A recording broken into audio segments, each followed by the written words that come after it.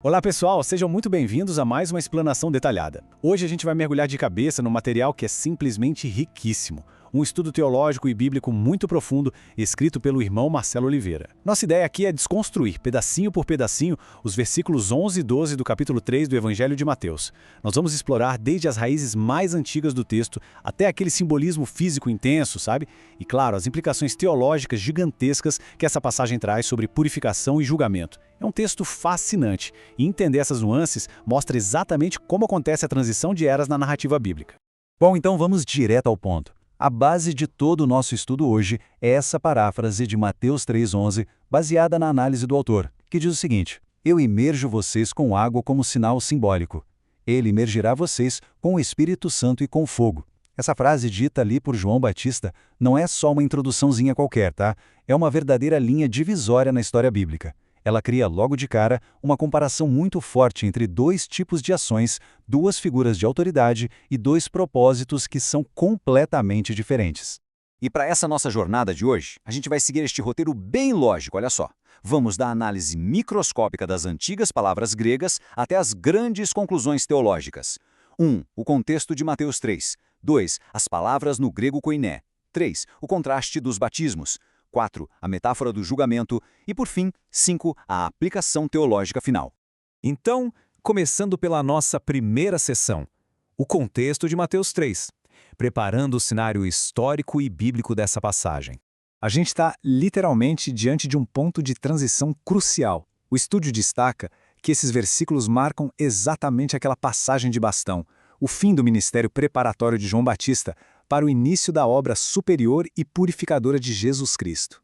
Pensa bem, João está lá no deserto preparando o terreno para o reino de Deus. O trabalho dele ali é criar um senso de urgência, chamando o povo para reconhecer a própria condição e se preparar para a chegada de algo, ou melhor, de alguém muito, mas muito maior.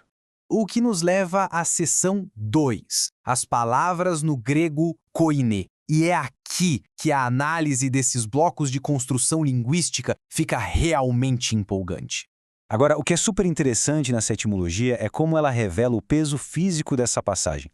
Peguem, por exemplo, o termo grego baptizo.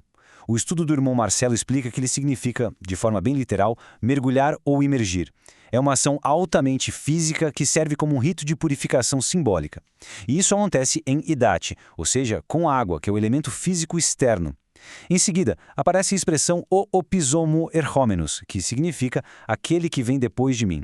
Só que isso não é só uma ordem cronológica, não. Isso estabelece a superioridade absoluta de quem está chegando. Basicamente, João está dizendo, olha, a minha ação é externa e simbólica, mas a daquele que vem depois de mim é de outro nível. E o propósito de toda essa imersão na água se resume a um conceito vital, metanoia. A gente tem o costume de traduzir isso simplesmente como arrependimento, né? Mas o autor nos lembra que não é só sentir pena ou remorso, não mesmo. Como vemos lá em Atos 2,38 e Marcos 1,4, a metanoia exige uma mudança profunda, uma mudança estrutural de mente e de vida. E o detalhe é que ela precisa ser precedida por um reconhecimento muito honesto da nossa própria condição de pecado. É uma verdadeira virada de chave, urgente e indispensável. E com isso, chegamos à seção 3, o contraste dos batismos, analisando a essência dessa diferença. O estudo faz uma comparação muito nítida entre esses dois tipos de imersão. De um lado, a gente tem a de João, feita com água, atuando no nível externo, puramente simbólica e de preparação. Do outro lado, temos a imersão do Messias. Essa não usa água, mas sim o Espírito Santo e o fogo. Com base em textos como Atos 1,5 e Lucas 3,16, a gente percebe que essa imersão traz uma purificação divina que acontece lá no interior.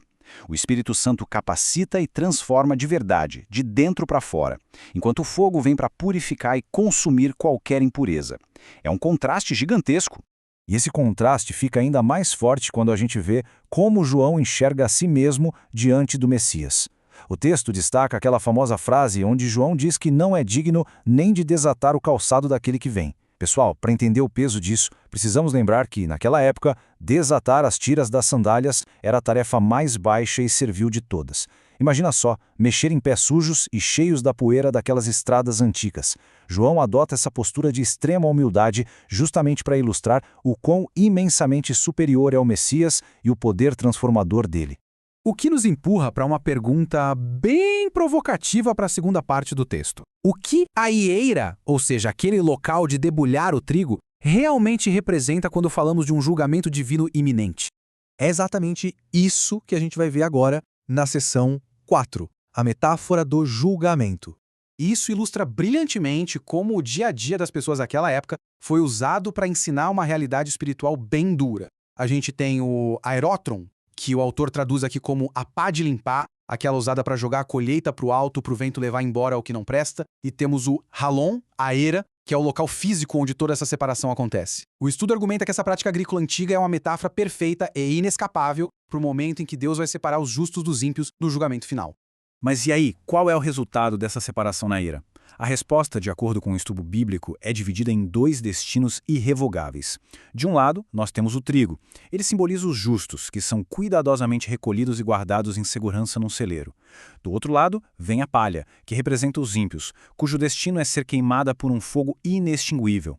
É uma imagem fortíssima de julgamento eterno, apoiada por textos lá de Marcos 9. E vamos combinar, o uso da palavra inextinguível não deixa a menor dúvida de que essa separação é definitiva. O estudo do irmão Marcelo ainda conecta toda essa imagem a outras passagens que são igualmente intensas. Sabe aquela imagem do machado posto à raiz das árvores? Ela reforça que o julgamento é iminente e super severo contra qualquer árvore que não produza bom fruto, como a gente vê em Lucas 13. E o texto cruza isso de forma espetacular com Apocalipse 1,18, nos lembrando da soberania absoluta do Messias. Ele esteve morto, sim, mas agora vive para sempre, e segura nas mãos as chaves da morte e do inferno. Ou seja, é ele quem comanda a ira. A autoridade definitiva sobre a vida, a morte e o juízo é toda dele. Então, vamos amarrar tudo isso na nossa seção 5, a aplicação teológica final. Então, o ponto crucial aqui é o seguinte. Todo esse estudo nos desafia a olhar além do simples ritual. Primeiro, fica inquestionável a soberania de Deus tanto para salvar quanto para julgar. Segundo, a urgência de uma resposta da nossa parte. Lembra da metanoia? Aquela mudança estrutural de mente? Pois é. A imersão verdadeira exigida por Cristo pede uma transformação autêntica, lá no fundo, operada pelo Espírito Santo, e não só uma limpeza superficial por fora. A imersão cristã visível, então, tem que ser aquele reflexo inegável de que houve uma mudança interior profunda e um compromisso real com o reino de Deus. E, para encerrar essa nossa análise e deixar a mente trabalhando, o estudo propõe este questionamento incisivo. Será que estamos preparados para essa transformação profunda e autêntica operada pelo Espírito Santo? Ou será que estamos apenas nos apoiando em símbolos externos e superficiais enquanto caminhamos, inevitavelmente, em direção à eira do julgamento? A mensagem que a análise de Mateus 3 deixa não poderia ser mais clara sobre a necessidade de um arrependimento que seja genuíno e transformador. A gente espera muito que essa explanação tenha ajudado a iluminar as camadas de significado tão ricas desse estudo. Um abraço e até a próxima!